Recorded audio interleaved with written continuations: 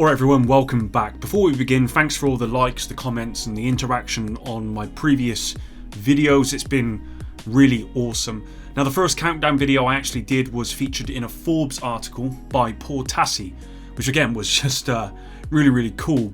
Now with that said, I played Countdown day one for about 6 hours or so. Never played on the weekend, and then played a couple of games yesterday before the PTS ended. I think I've played enough to share my thoughts and feedback, so sit back, relax, and let's begin. I want to preface this video by saying that I didn't no-life the countdown mode, firstly because I do my best to avoid any kind of gaming on the weekend, and secondly, and more importantly, I didn't want to burn out on the mode before it's even gone live, so I kept my playtime down to a minimum, just enough to really make this video. So I think the best way for me to kind of tackle this is just to kind of go through a list of the good stuff, the bad stuff, and then some of the unknowns, and explain them briefly with my overall opinion at the end. Let's start with the good stuff first. So the map and environment, they are awesome. Now this won't come as a surprise to many, as Massive have never really had an issue with the aesthetics in the game, but it did concern me a little bit following how bad the summit looks. So it did come as a relief to have a really amazing looking map, and I highly encourage Massive to never stoop below this level of quality. When the Summit launched back in, was it 2 years ago, whatever it was, regardless of whether it was a good mode or not, it made me not want to play it simply because it looked nothing like a skyscraper to me. It was dark, it was drab, it was completely flushed out with just browns and some hints of orange in there. It looked more like a warehouse to me. And Countdown pulls me in from the very beginning simply because of the way it looks, and that is a huge plus for me. The fact that when I start playing I immediately want to jump in just based on the aesthetics alone is really great. Now moving on to one of the more controversial elements of Countdown, and that's the pacing and the timed nature of the mode. I've seen a ton of feedback on both sides of the aisle. Now whilst I'm not a big fan of leaks because of their timed nature, I actually really like it here in Countdown. I think my favourite part about Countdown is the pacing and the limited time that we have, which is something I didn't think I was ever going to say, to be honest. Yannick has sold this mode as a quick, intense mode for people with not a lot of time, and it's that quick, intense theme that really keeps me playing it. It's those brief moments where there are a ton of NPCs and then you're fighting them off, and then suddenly a hunter spawns in front of you. That actually happened to me and scared the life out of me, which is just those moments which are really cool. Now I've seen some people refer to this as Summit 2.0, and I can certainly understand the comparison based on some of the things that I will talk about in the bad section of this video, but the environment and the pacing puts this mode, in my opinion, firmly ahead of the Summit. The bones of this are just way better. I didn't get bored playing it, and I actually look forward to playing it when I wasn't. That's not something I felt from much of the stuff in the Division 2. The last good point that I really wanted to briefly touch on is the amount of loot. It literally rains loot, and on top of that, taking down hunters and extracting will grant you hunter dog tags, which are a new currency in the mode, which will allow you to go to a vendor and buy name caches, proficiency caches, gear, weapons and exotic caches. If Massive do nothing to the loot drop frequency, this will quickly become the best place to start farming gear, especially as it has targeted loot, selectable targeted loot on the PTS. Selectable target loot might actually be this mode's saving grace when it first comes out, and I'll get into the reasons why when it first comes out it might have a lot of problems, but the selectable loot might be that one thing that will make people keep going back there, because without it does have problems, which we're now going to go into. Alright, the bad stuff then. Firstly, and it's one of the same problems the expertise system has, and it's the lack of variety. One map, which, as I said, looks really awesome. You can see they've done a lot of work here to make it look really good. But looks aren't everything, right? It needs to have substance, and it doesn't really have that. Also, what I will say is the fact that it's just got one map means that it's going to quickly become stale, as any map would if you play it long enough, regardless of how good or how well it plays. I would have hoped for at least 2 or 3 maps, but that's not going to happen. The variety in the mechanics within the mode as well are also very, disappointing. A lot of people refer to it as kind of copy and paste, and I can see that for sure. I think there are actually fewer objectives and mechanics in this than what's in the summit, and it's kind of just the same ones. Certainly with the objectives, there's nothing really new here. It's shoot some stuff, hold this point, protect the VIP. It's the same stuff that we got in the summit, although I think there's actually less variety in this game mode. I really would have hoped for some new objectives that we hadn't seen before, some new exciting stuff, but it's just not there. This is why people are referring to this as Summit 2.0, and from this point alone, I can definitely see why. Next up, and I want to talk about countermeasures. So when I first saw the countermeasures feature, I thought it looked pretty good, probably because it was new, kind of, and I wasn't sure how it would play out, but it needs some serious tuning.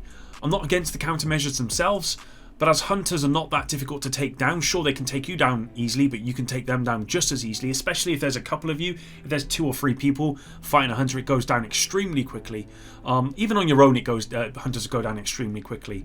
So taking them down and then subverting those countermeasures is not that difficult. And when you do that, you're looking at getting an extra 75% extra damage within 15 meters as one of the countermeasures, and you might get 75% extra damage over 35 meters, and also you might get half of the cooldowns on your skills all in one run, and it just makes the already easy content just an absolute breeze. So massive have to tone them down. And again, going back to the variety point, I don't think there's enough of them. I think they need to include more. Otherwise, they're going to become stale very, very quickly. And also, what I wanted to add in here, guys, which this is completely off script, but it's just something I thought of. If you're going into Countdown with a skill build, you might as well forget it. Because what you'll find is that 50% of the time, you will not be able to use your skills. Just because you just can't. And the times when you want to fight hunters, for example, you can't use your skills because they automatically just turn them on you or destroy them. And I had this issue you'll see in all my videos where I'm not running a skill build, but I put my skills out, they just get destroyed instantly, or I don't have an opportunity to put them out. And that to me is a bad way to build this mode, because what it does is it pigeonholes you into just using DPS builds. And when you've got a timed nature of 15 minutes, then you are just trying to kill stuff as quickly as possible. It's not about staying alive as long as possible. It's about killing stuff as quickly as possible. And I would have hoped that Massive would have tried to move away from this. This is one of the issues, was it Outriders? I believe Outriders had with their expeditions, where everyone just focused on damage because of the time-limited nature. And I've got a feeling that this game mode is also going to suffer with that same problem. Next up, and it's my understanding, none of the new gear and weapons are tied to this game mode. Now, I could be wrong on that, but I've definitely heard that today from a reliable source.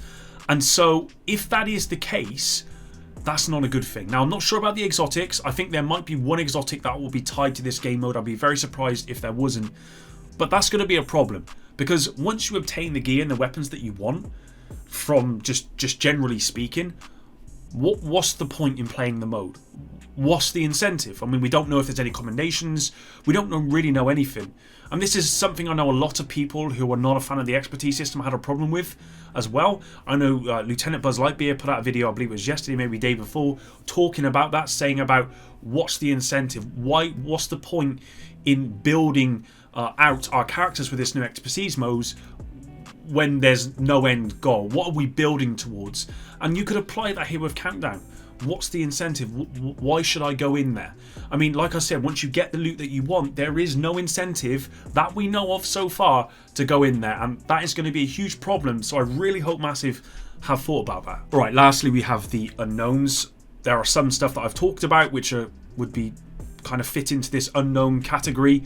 We know the devs will be adjusting the difficulty, but we don't know if Massive will allow us to choose the difficulty or just have the one difficulty for everyone. I hope there are at least 2 difficulty levels, and I know that Yannick has said this is something they will consider, having maybe a normal mode and a hard mode if the feedback is there.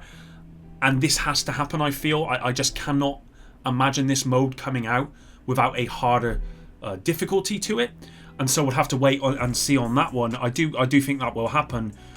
We don't know the readiness of Massive to make changes and implement new stuff. You know, how long is it going to take for them to include new objectives, new countermeasures, the stuff that I've talked about, which makes the mode feel like it doesn't have any variety to it? How long before we could get maybe a new map or a new couple of maps? You know, I'd hope at the very least we get a new map within the next kind of 6 months, maybe the start of the third season of this of year 4, but we just don't know. There are many unknowns from phase 1 of the PTS that I hope will be cleared up in the weeks to come. I'm sure some of it will. You know, phase 1 was just meant to focus on Countdown, so I would hope that over the next couple of weeks Massive can come out and say what they can do and what they can't do, and if they can't do it and it's something they want to do, how long are we looking like? I'd like to see some kind of roadmap for that. Alright, so to summarise my opinion and overall feeling, I didn't get bored of Countdown in the 6 hours that I played, and I could see myself playing this quite a lot, at least in the first couple of weeks of the season. Beyond that, Massive need to get additions and changes out fast in order to keep it fresh. This needs to include new objectives, new countermeasures, and eventually a new map. The loot is abundant and it lives up to the philosophy of the mode. You know, a quick, intense experience. A get in, grab your loot and get out. The lack of variety is very disappointing, and I'm not quite sure what the incentive is, especially when we've got all the gear that we want. So this is a bit of an unknown to me, but crucial to the success of this mode. Much better than the Summit, but an argument can certainly be made for the Summit 2.0. It has a lot of potential, but just like the expertise system feels undercooked, the bare bones rather than a fleshed out mode, it needs a lot more time in the oven. So that's it everyone, thanks very much for watching. If you stuck around until the end, I really appreciate it. Your support has truly been amazing. I'm hoping PTS Phase 2 comes soon with new gear and exotics, as this is something that I'm actually really looking forward to. Until the next one, Epic out.